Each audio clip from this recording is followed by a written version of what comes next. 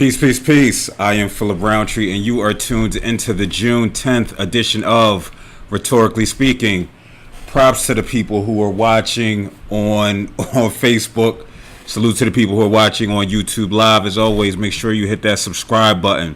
I always encourage Facebook people to go over to Quantify LLC. Give me a second, though. I got to get my cell phone. I don't know where I put it, so I can pull up the people that's on the IG Live, because you know they don't pay attention.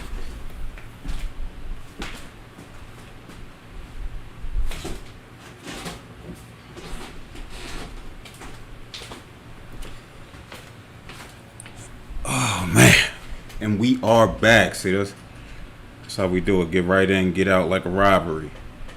Just let me pull these folk up. So, make sure, I ain't got nothing to set it against. This was happening. If I'd have did this about a few minutes earlier, I'd be good.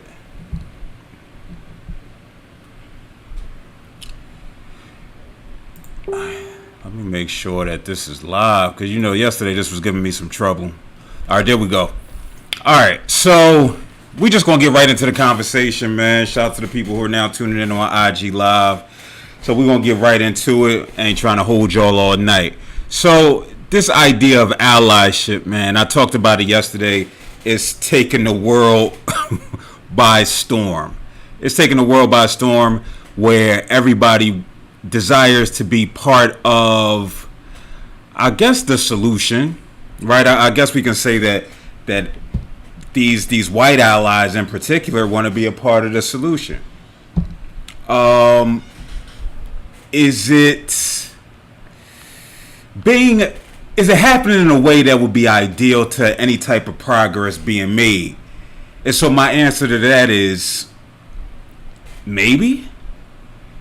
And I say maybe because as you can see, I'm talking about NASCAR allyship. And shout out to the homie Rashad who just came in. He lives in NASCAR town, Charlotte, North Carolina. So when we talk about NASCAR is the whitest of whitest sports that exists, right? They live off this southern ideal where they recognize who they're marketing to. They marketing to southern white folk. And so marketing to southern white folk is certain things that they don't necessarily have to do. They don't have to pander to any other group to try to get people to engage with them, to get people to participate in their sport. Nah, they recognize who their space is. Well, they recognize their space and they recognize who their audience is. And so with that being said, that's why we've been able to see the Confederate flag being flown proudly for years and years on end within NASCAR. Y'all IG folk, y'all messing me up right now. All right, there we go. Try to get y'all situated. So we know the Confederate flag is a part of NASCAR's history, just as much as it is about Southern history. While we recognize what it means, we recognize that it means hate, that it speaks to oppression. I was just having a few arguments on Twitter to where it escalated, because you know these conversations tend to escalate. People are saying, no, this is heritage. No, this is heritage. But in reality, no, a lot of this is hate. A lot of it is oppression. And so within the last 5 years, and so 5 years ago specifically in 2016, they recommended for their fans not to bring Confederate flags to racing events. Recommended. We know what recommend means, right? We know what recommend means. It means, hey, we're asking you politely, hey, don't do this, right? We know what the daily recommendations are for our nutrition. You know, a couple thousand calories. We know what the recommended caloric intake is. But in reality, how many of us go over it every single day of the week? Raise my hand. And so a lot of times it's not till you're forced, it's not till you're sat down in some way. When we're talking about our health, it could be getting being pre-diabetic like I was at one point. It could be getting high blood pressure. It could be having high cholesterol. It could be seeing your friends, family, your loved ones deal with these health issues, which sits you down. And so I guess NASCAR had they come to God moment this week when they said they're banning the bringing of Confederate flags to any of their race parks.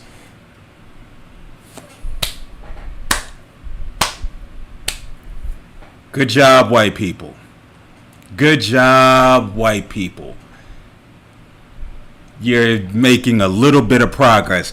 And you know, I say that, I say that facetiously, clearly, right? What frustrates me is I'm on Twitter and I see the NAACP saluting NASCAR for this big move of taking the flags down. Not only taking the flags down, but not allowing people to bring it to their parks. And I'm like, Now, with NASCAR being the whitest of white arenas, pandering to the Southern crowd, who have a history of deep racism, not all, but some, and I hate that I have to say that, but you know how we are in 2020. You got to say, well, some, not all, because you don't want to ruffle any feathers. Even though I'm sure, like, the majority of people who like NASCAR, they maybe never said the N-word, but when they listening to, like I talked about yesterday, Kanye and Jay-Z, N-words in Paris, they said it under their breath. Right? Those the smart ones. And so when we look at the history of NASCAR, we'll say, well, you say that they're potentially racist. Listen, that's kind of harsh, right? They're racist. They're racist. And it shows in their practices, right? So this week, Bubba Wallace, who is NASCAR's only African-American driver, and I'll say that again, Bubba Wallace is NASCAR's only African-American driver. And many of us only know him because he said he's going to drive a specially painted Black Lives Matter car this weekend. And it's like, shout out to him. Because I can only imagine what it's like being the only black man in that environment. The unfortunate part is when we talk about how they are on race relations, how are they on diversity, he's one of 7 black drivers that have ever driven a NASCAR race. The list is so short, I could give you the people. You got Elias Bowie. That's an old name, so that had to be a while ago. Charlie Scott, George Wiltshire, Randy Bethea, Willie T. Ribbs. Listen. The man's name is Willie T. Ribbs.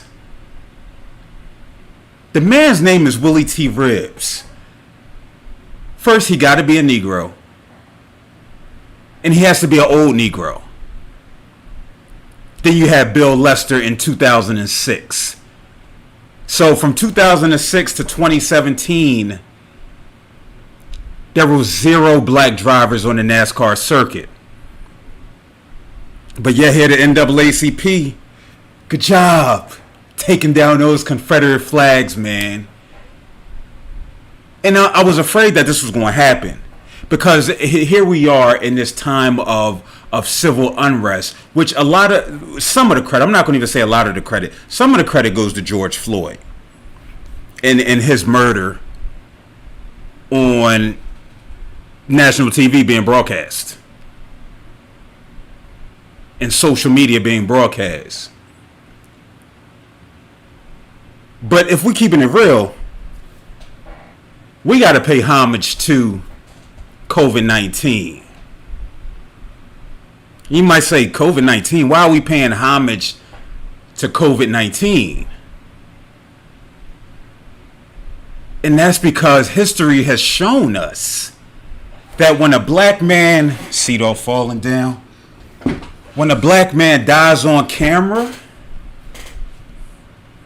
there might be some local outrage, but rarely is it national outrage to the point where they're taking it to the streets.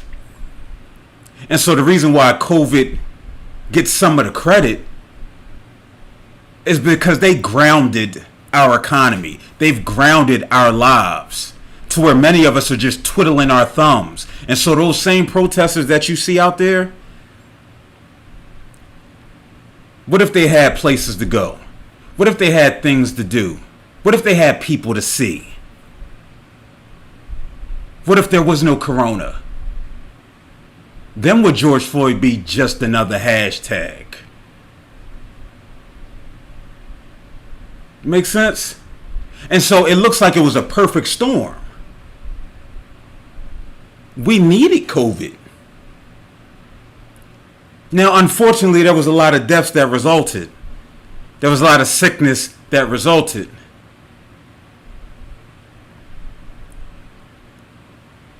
And so I'm conflicted. Because it's just like, can we look at some of these people as being martyrs? Could they have given their lives for a bigger cause, unbeknownst to them? Because if COVID was just like the flu, if it was just like what was those other things, swine, bird, pig flu, all those other ones, and it was here today, going tomorrow, would we have the outrage that we have now? In this systemic change, albeit minor, would we have this systemic change? I don't know. I would say no, just given off what history says. But also, what's happening in this time, you are forced to pick a side. What side are you on? Are you going to be on side of the right? And I'm not talking about Democrat, Republican. The right will be police brutality is wrong. Racism is wrong. Which it would seem like easy decisions. An easy side for people to choose. For companies to choose. But they've shown historically that they don't do that. We see Jerry Jones getting backlash because he quiet. Quiet as a mouse. We see some companies understand, listen, I know who my base is. They gonna give up the bread. This is America's team. And it's a little different with Jerry Jones too, because he was talking about, listen, every Dallas Cowboy will toe the line for the national anthem. So it's nothing that could this situation, because then he'll look like a flip-flopper.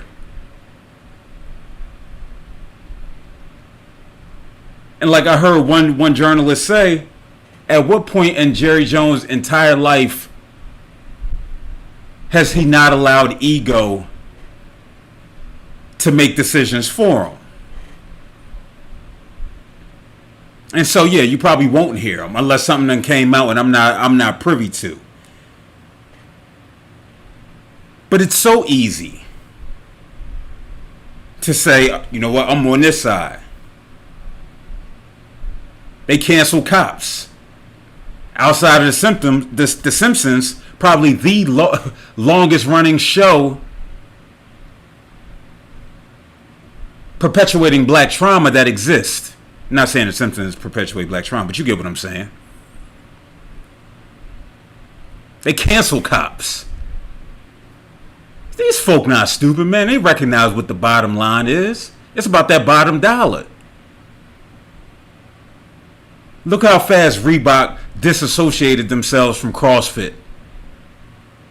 when their CEO said, what did he say, Floyd 19? And then he had to resign. Then you see the racists who come out, and you know what they do when they come out, right? It's freedom of speech. They love throwing the Constitution at you. It's freedom of speech. Indeed, it is freedom of speech. You can say whatever the heck you want without fear of prosecution. But that court of public opinion, that's a different animal all in itself. Especially when you start to F up the money. When you F up the money, then you gotta go. And so we see NASCAR. NASCAR not trying to F up that money because they seen how real it's getting out here. Because if they cared about it so much, 5 years ago it wouldn't have been a mandate. They would have came out with this statement condemning the Confederate flag. Let me pull this statement up. What did it say? NASCAR statement. The presence of the Confederate flag at NASCAR events runs contrary to our commitment to providing a welcoming, inclusive environment for all fans, our competitors, and our industry. Wait, what? Black folk don't go to NASCAR events. And my lights all going haywire right now. Black folk not going to NASCAR events. Why the hell am I watching somebody drive a car in a circle?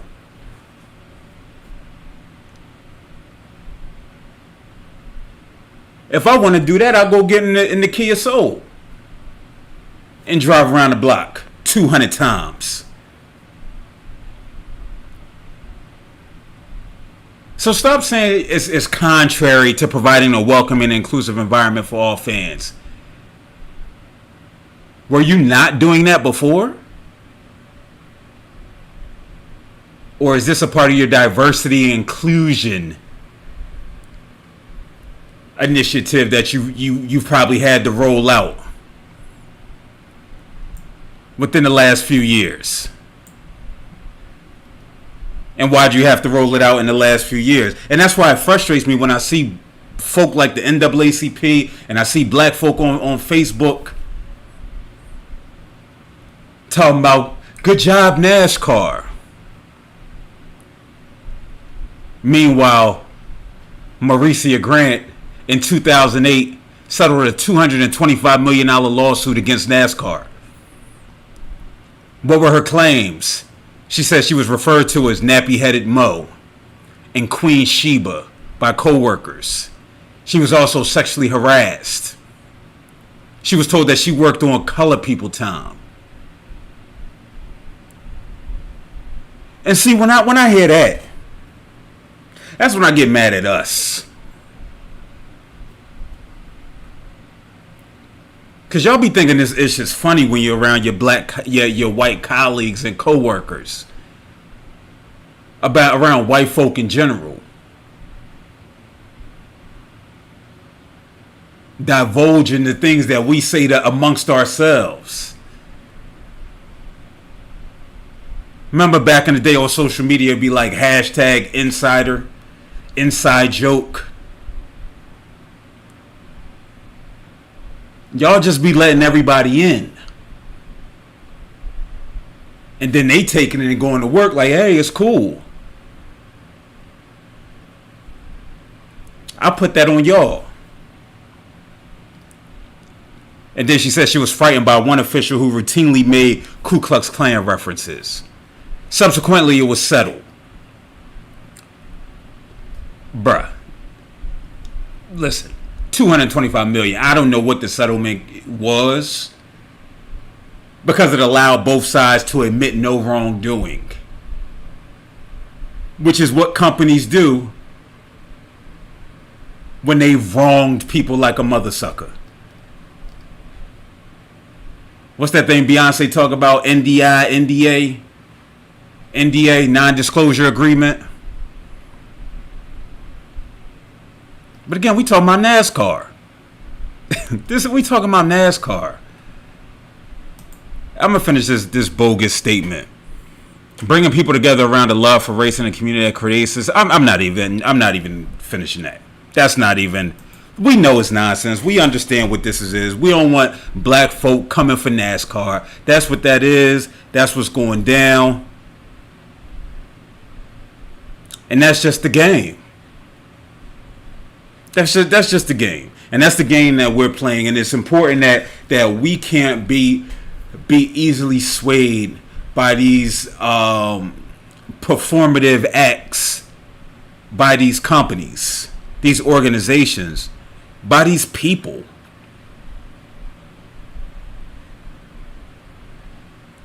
We need to put these folk on ally probation. You know, when you go to a new job, you might be on probation for a month, 3 months, 6 months. We need to put these folk who say they really about their life, this allyship life, this advocacy life, put them on probation. So don't show me what NASCAR is doing today. NASCAR got to show me something with their hiring practices in 6 months, in a year. Now, you can't undo bureaucratic racism in a month, in 6 months. I'm not shooting them no bail. Yes, you can. You can if you wanted to. If that's where your commitment lies. But how are they engaging the black and brown community to even want to come to these stupid events? I'm not far from the Poconos. I know they have the Poconos 500 up there. Again, 500 miles around the track. Just doesn't seem entertaining to me. And so, no, I think it's for them. It's they're trying to be preventative, even though they're reactionary. They'll probably donate some money to the NAACP legal fund, like the A&E channel. And you want to understand what where policing is? Watch some episodes of First 48. Watch some episodes of First 48. Watch black folk on there. Watch how they interact with them. And not just black folk either. Putting people in handcuffs just so they can come down to the precinct to have a conversation with them. The intimidation that's used. It's unsavory. And I just find it ironic that A&E says, listen, we're donating to the NAACP legal fund. Black Lives Matter. And they done ran a marathon of First 48 for 3 straight days. Which highlights black trauma, which is no different than cops. Damn, this lighting getting rough. The irony, right? Again, this is where you got to start asking them. Jay-Z said it best. Is it Uchiwali? Or is it one mic? Is it Black Girl Lost? Or is it Shorty You Owe Me for Ice? And I don't think we give those bars enough credit. Because what he told Nas, pick a side. Are you over here or are you over here? It's not making sense. It's not congruent. And so this is how we transition into our next conversation. When we bring up y'all homie Meek Mill. Now I salute Meek, right?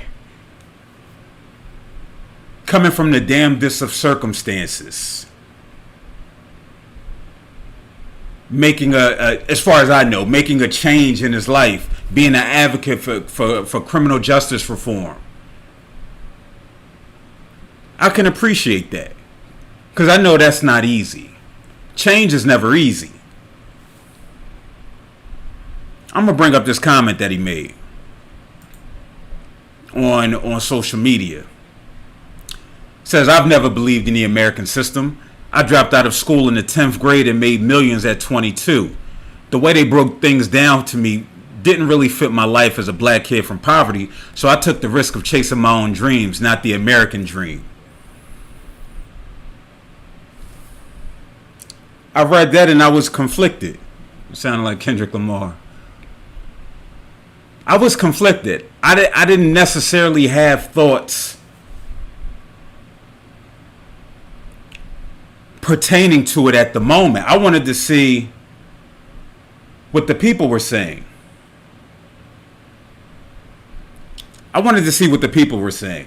And so it was, you had those who were for what he was saying. I'm just going to go to my IG. One person said, I feel as though it's a solid and valid point. It seems as though Meek removes the veil that black folk have to consistently wear in order to see progress in their lives. Yada, yada, yada. Conversely, somebody says American dream is hustle. Somebody else says, I think it's the mentality of many young black men. They don't see the benefit of going to school. And this is the opposite, right? And so, when I take a step back and I start to think, damn, about to knock my energy drink over. When I think about what he said, at first I was saddened by it. Because it's sad. He had to drop out of 10th grade. And then he automatically jumps to, I made millions at 22. And so for the layperson, for the young boy who's reading that, they like, yo, I can do this too. I ain't feeling school, but I can rap. I believe in my skills. Or I can do X, Y, and Z. I can make it in entertainment. But it's missing out a huge part of his journey in the process. What life is like not having that formal education. How old are you in 10th grade? You what, 15? Maybe 16? To 22. So during that time, he was arrested. He was selling drugs. He was participating in a lifestyle that ended up having him be confronted with probably the juvenile justice system and the adult justice system.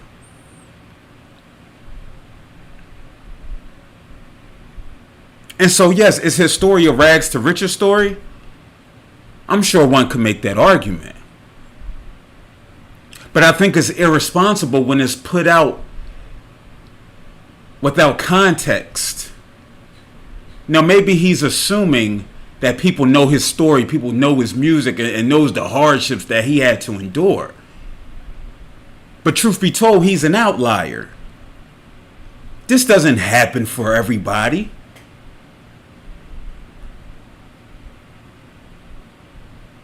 How many rappers can we name that never blew up?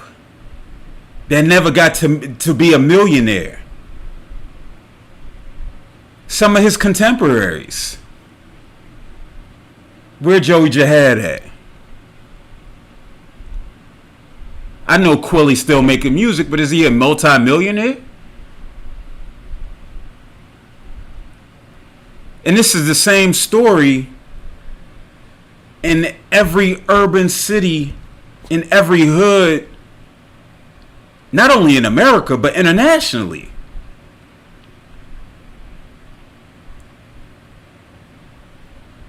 Somebody said, I agree with him 100%.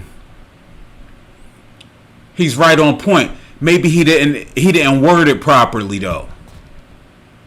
And I said, well, okay. Could it be that the fact that it's not worded properly is because nobody in his environment was invested in his education? He wasn't invested in his education? And so he didn't get a chance to hone his writing skills?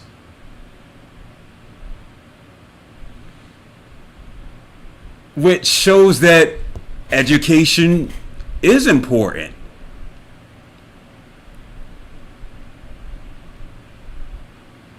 Now, we know a lot of our black and brown boys in particular graduate reading and writing on the 3rd and 4th grade level.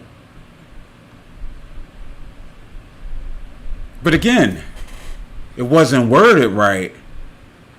But here we are saying that, yeah, this American system, what they tell you to do is nonsense. I don't know. It seems kind of contradictory to me.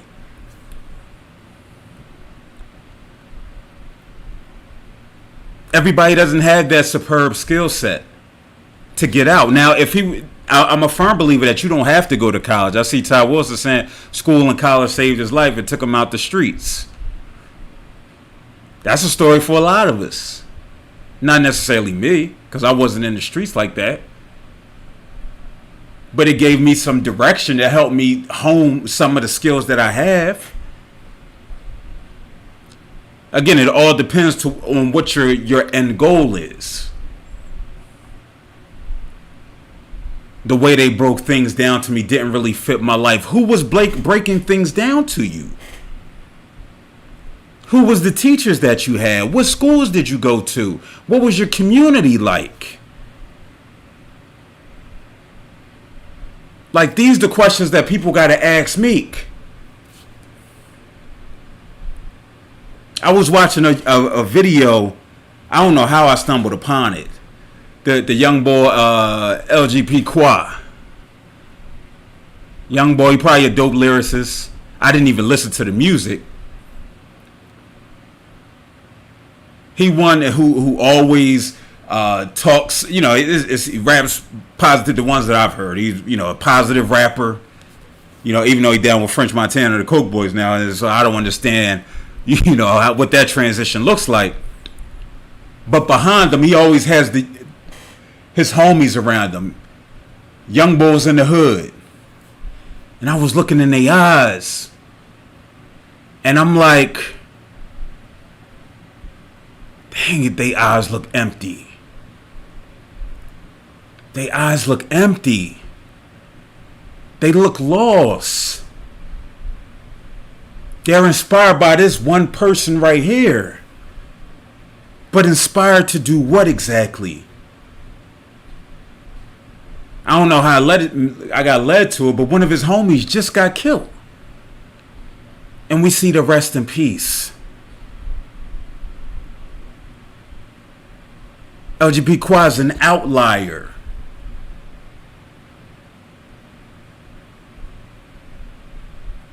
The 50 behind him that was in the video, that's unfortunately the norm. That's the norm. And so I don't think Meek is as informed about the power of his platform as others give him credit for. Again, salute to him for the work that he's doing. He's on his own journey.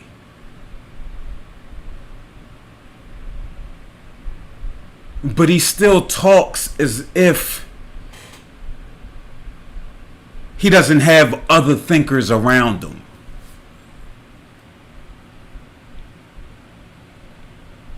Because I don't necessarily know if I'm going to let my homie get this thought off without pushing back, saying, bro, you got to think about this, cuz. Think about what you're saying.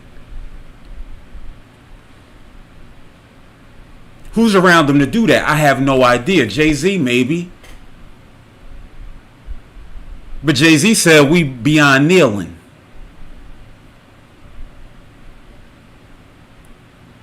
Jay-Z and Meek cool with Robert Kraft, who on one hand might help get Meek out of jail, but then he giving his bread to Trump. Uchiwali or One Mic? Black Girl Lost or Shorty You Owe Me for Ice? You know what I'm saying? Also, the irony in it. That's the American dream. To come from nothing and to become something. That's the dream that they sell everybody. That you could pull yourself up by the bootstraps. And you could become anything. Which we know is nonsense, right? Which we know is nonsense. But I think there's some irony there when we talk about him saying he bucked against the system by dropping out. Because even if not for nothing, who we just see go back to school? Quavo. Went back and got his high school, his GED, or his high school diploma. That sense of accomplishment. When I talk about those black brothers in LGBTQ video, how many of them are going to get that sense of accomplishment in their lives? So if not for nothing, to say, yo, I started something and I completed something.